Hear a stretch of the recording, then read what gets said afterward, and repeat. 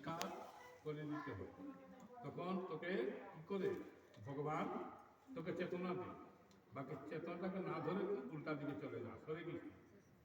इसी प्रकार क्षेत्र तथा ज्ञान और जानने योग्य परमात्मा का स्वरूप संक्षेप में कहा गया है। मेरा भक्त इसी को तत्व से जानकर मेरे स्वरूप को प्राप्त होता है।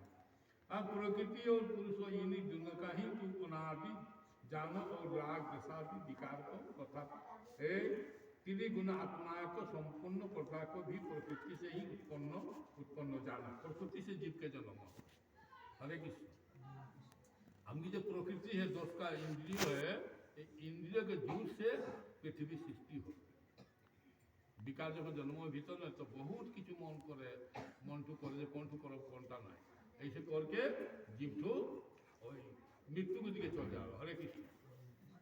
हाँ, कार्य और कारण एक उत्पन्न करने वाला हेतु प्रकृति कही जाता है और जीवात्मा सुख दुखादि भक्तपन से अर्थात भोगन में हेतु कहा जाता है।